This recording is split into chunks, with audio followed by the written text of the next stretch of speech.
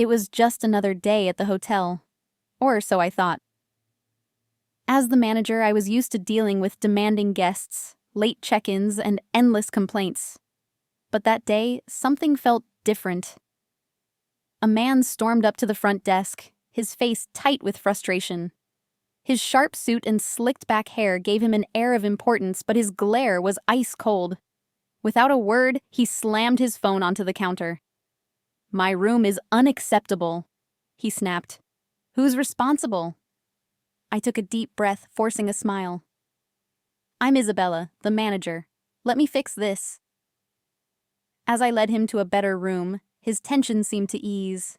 He sighed, running a hand through his hair. "Sorry," he muttered. "Been traveling for weeks. It's wearing me down."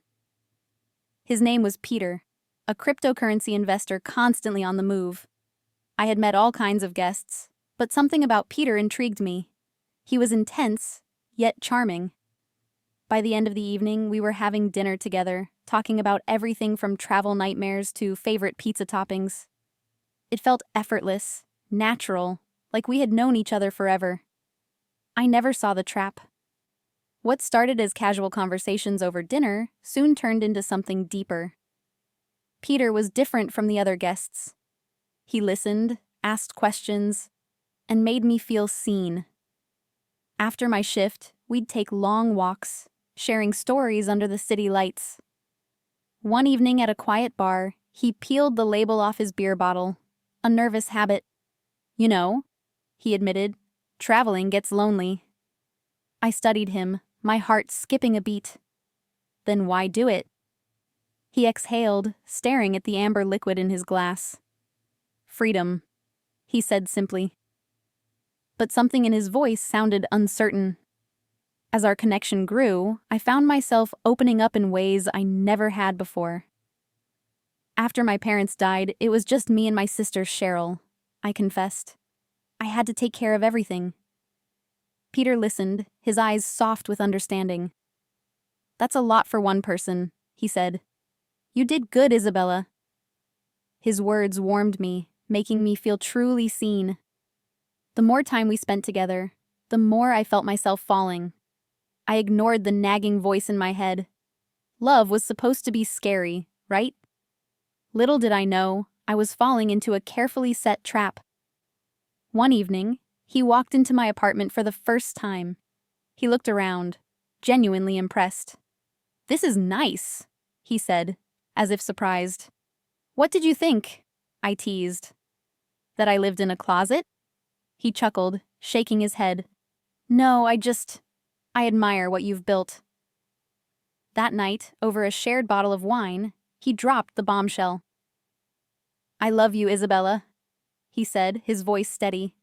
"I never thought I'd want to settle down, but with you, it's different." My heart raced. Could I trust this? But when I looked into his eyes, I believed him. Peter proposed soon after. The engagement was a whirlwind. Flowers, venue bookings, endless calls. "You deserve something unforgettable," he said, his enthusiasm infectious. Then came the financial talk. "I'll handle everything," he assured me. "Just transfer $60,000. I've got connections. It'll be perfect." It was almost everything I had saved, but I ignored the hesitation in my chest. This was love, right? Love required trust. So I sent the money, never once questioning if I was making a mistake. Watching Peter take charge filled me with excitement, not realizing I was blindly handing him control over my future. As wedding plans progressed, I knew it was time for him to meet Cheryl. She worked at a local diner, always blunt, always protective. The moment we walked in, she smirked. "So, this is the mystery fiancé." Peter extended a charming handshake. "You must be the beautiful sister I've heard so much about." Cheryl shot me a playful glance. "And rich, I hear." I flushed with embarrassment. "Cheryl!" But Peter just laughed. "Money isn't everything," he said smoothly. Cheryl studied him carefully. "We'll see." I should have paid attention to the way she watched him. the way her smile didn't quite reach her eyes. Weeks passed, and Peter remained the perfect fiancé. Charming, considerate, completely devoted. Then one morning, he left in a hurry, forgetting his phone on the coffee table. It buzzed relentlessly. At first I ignored it, assuming it was business. But then I saw the name flashing on the screen. Cheryl. My stomach twisted. Why was my sister texting my fiancé so much? Against my better judgment, I picked up the phone. The first message hit me like a slap. I can't wait to be with you forever, Peter. Forget Isabella. It's you I want. My hands trembled. I scrolled through the messages, each one worse than the last. Soon, love. She has no idea. She trusts me completely. I felt the room spin. My heart pounded so loudly I could barely think. This wasn't just an affair. This was a plan. They were using me, playing me like a fool. The final blow came with one last message. I'm pregnant. The phone slipped from my grasp. My little sister, the person I had raised, protected, sacrificed everything for, had betrayed me in the worst way possible. And Peter, the man I was about to marry, was orchestrating it all. That night, I played the role of the loving fiancé.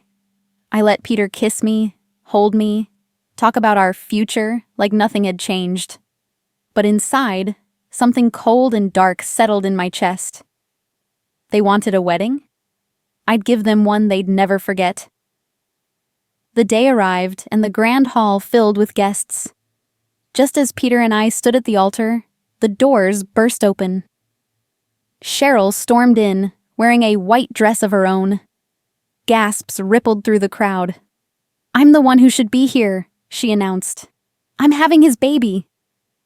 Peter dropped my hand and laughed, an ugly sound. Thanks for setting all this up, Isabella, he sneered. It's perfect, for me and your sister. My heart pounded, but I refused to break. Instead, I stepped back, smiling coolly. Of course, I said. I wouldn't miss the show. Just then, another voice cut through the chaos. Peter! A woman stormed forward, eyes blazing.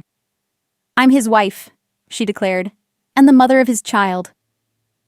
The room fell into stunned silence. Cheryl turned pale. What? She whispered. But it was only the beginning of Peter's downfall. Peter stammered, his perfect facade cracking. Then the doors opened again. This time, his parents entered. His father's expression was stone cold. You're a disgrace, he said. You are no longer part of this family. Phones flashed, recording every second. Guests whispered, relishing the scandal. I watched it all unfold with a strange sense of satisfaction. Justice. But I wasn't finished. One more thing, I said calmly. Peter isn't just a liar, he's broke. He stole from his own family. Gasps filled the hall. Peter's wife slapped him across the face, and Cheryl burst into tears. And just like that, his empire crumbled. Peter's face turned pale as the weight of his lies collapsed around him.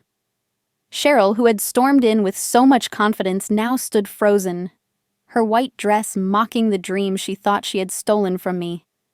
Peter's wife glared at them both, her fury unmatched. The guests sat in stunned silence, their whispers swelling into a dull hum. Peter opened his mouth, trying to regain control, but there was nothing left to salvage. This is ridiculous, he muttered, rubbing his temples. But his voice lacked conviction. His parents stepped forward, their disappointment heavier than any public disgrace. His father, a man of power and status, stood tall. You are no longer our son, he announced coldly. We raised you better than this. His mother sobbed into her handkerchief, unable to meet his eyes. The betrayal ran deeper than I had imagined. Peter hadn't just lied to me. He had built his life on deception. His empire was a house of cards, and with every exposed secret, it crumbled further.